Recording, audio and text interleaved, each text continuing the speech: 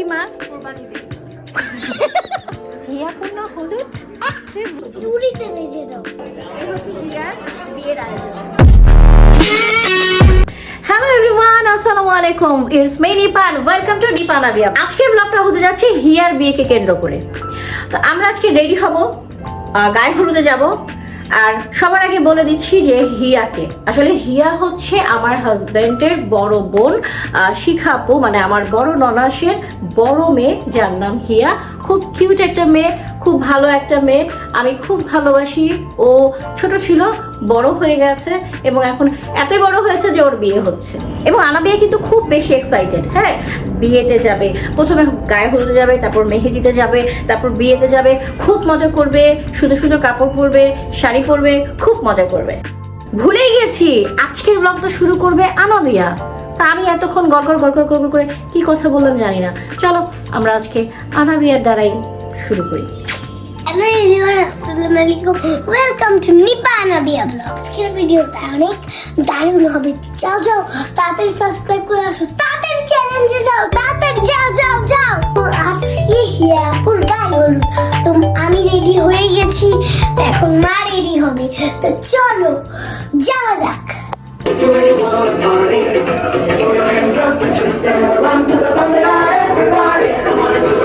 হিয়ামণি, তুমি বলো তো আজকে কি মা? কোরবানি ডে। আজকে তোমার কোরবানি ডে। কার হলিডে আজকে? কি জানি হিয়া পূর্ণ হলুদ, তুই ভুলে যাচ্ছে? আমাকে দাও।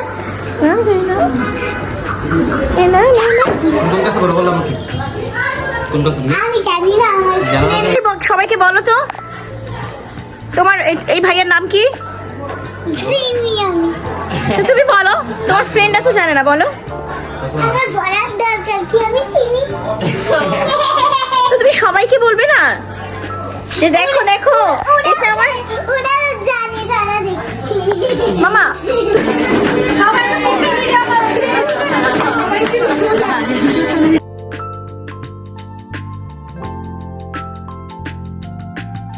আমাকে রেখি সম্রাট, ঠিক আছে? নিপা আমি আবার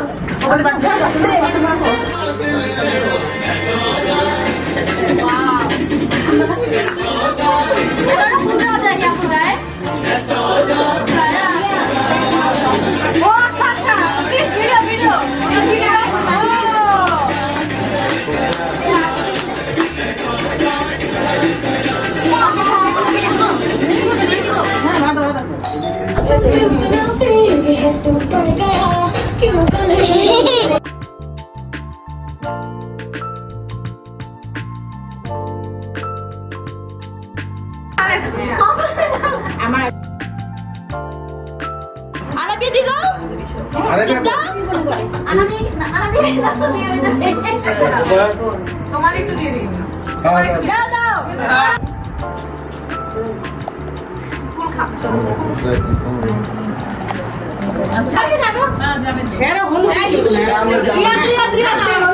এবার সম্রাটের বউ কই? ঠিক আছে ঠিক আছে। তোমাকে লাগিয়ে দাও। লাগাও তোমার আমি তোমাকে দেই। একটু বসো। বাচ্চারা দিলে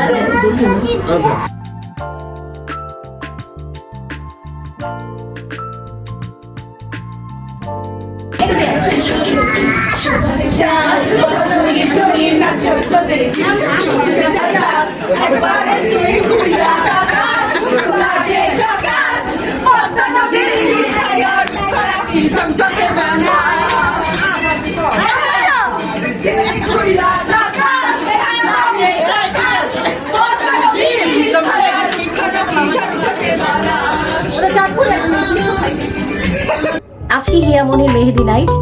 তো আমাদের আজকে অনেক দেরি হয়ে গিয়েছে, আমার এবং আনাবিয়ার অলরেডি 8টা বাজে।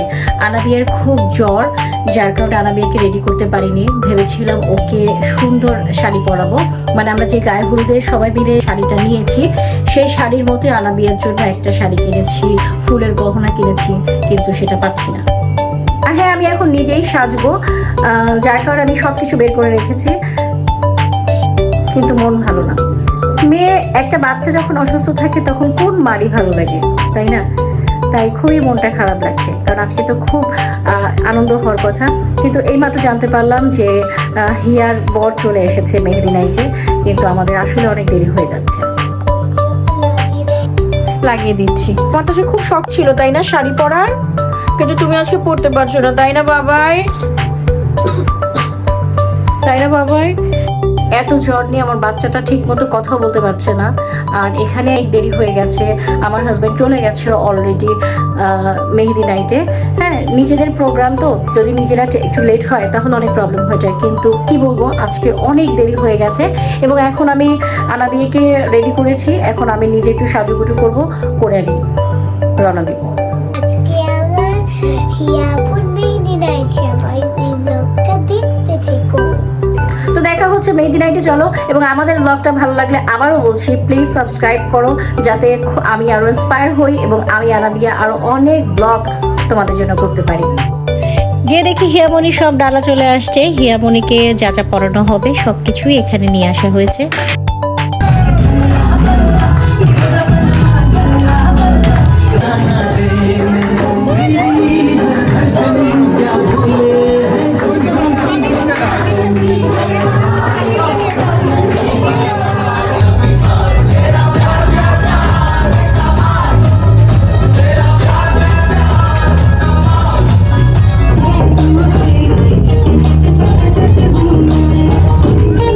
অনুষ্ঠান একেবারে শেষ পর্যায়ে, তাই আর কোনো কিছু করার নাই, চুপ করে বসে বসে আমরা প্রোগ্রাম দেখছি।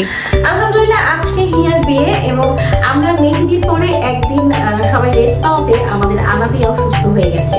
আল্লাহর রহমত, সবার দোয়া, যার কারণে আমি এখন আবার সুন্দরভাবে আমরা আজকে রেডি হব, বিয়েতে যাব।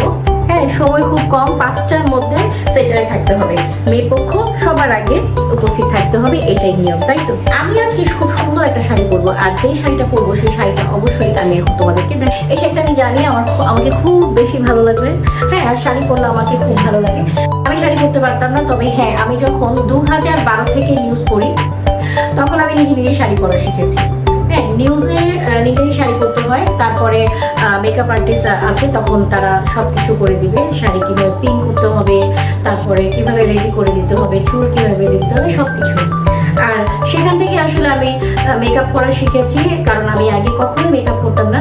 নিউজে জয়েন করার পর থেকে আমি একটু একটু করে মেকআপ করা শিখেছি, এবং আমি বলবো না যে আমি খুব ভালো মেকআপ জানি, কিন্তু হ্যাঁ, অবশ্যই আমি ভালো মেকআপ করি। আর হ্যাঁ, আরেকটা কথা বলবো, আমি জানি না যে আমি আজকে সুন্দরভাবে ভিডিও নিতে পারবো কিনা, কারণ যেহেতু মামির দায়িত্ব অনেক আছে এবং দায়িত্ব তো অবশ্যই পালন করতে হবে। আর বিয়ে শাদীতে যে কত কাজ সেটা তো সবাই জানে, আর আমি খুব ভালোভাবে একটু জানি এবং আমার অভিজ্ঞতা আছে, কারণ আমি আমার 2টা ভাইকে বিয়ে দিয়েছি এবং 2টা ভাই প্রথম কাবিন হয়েছে, তারপর তুলে নিয়ে আসছি বড়টারও, এবং ছোটটারও আগে কাবিন হয়েছে, তারপর আবার তুলে নিয়ে আসছি। খুবই জাঁকজমকভাবে, যতবারই 2বার করে আয়োজন হয়েছে, দুবারই খুবই জাঁকজমকভাবে আয়োজন করেছি।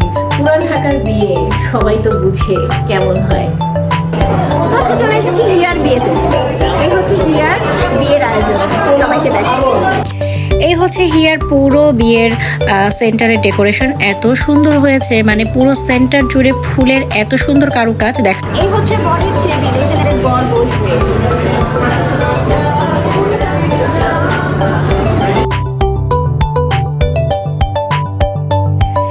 এই তো চলে এসেছে আমাদের নতুন বর। বরের নাম হচ্ছে আসিফ, খুব কিউট, আলহামদুলিল্লাহ, মাশাআল্লাহ, খুব ভালো একটা ছেলে। আমি খুব ব্যস্ত হয়ে পড়েছি, আগেই বলেছিলাম যে ব্যস্ত থাকবে, তো যাই হোক, আমি এখন খাবারের ভিডিওটাই তুললাম। একটাও ছবি নেই, একটাও ভিডিওস নেই। সবাই যাবো। খাবারের পরপরই আমাদের হিয়াকে বিদায় দেওয়ার পালা। আমাদের অভিভাবক, বাবা, ভাবিমা এবং হিয়ার আম্মু, আমাদের শিখা আপু, হাসান ভাই এবং তার পরিবার সবাই। তোমরা যারা ভিডিওটি দেখছো অবশ্যই আমাদের হিয়ামণি এবং আসিফের জন্য অনেক অনেক দোয়া করবে। চলে আসছি বাসায়, এখন ভোর 5:30 বাজে, একটু ঘুমাবো, ঠিক আছে? তারপর হচ্ছে এডিটিং করব। দেখা হবে আবার নেক্সট ব্লগে ইনশাআল্লাহ। এই যে তোমরা কি চাও আমরা আরো ব্লগ বানাই, তাহলে বেশি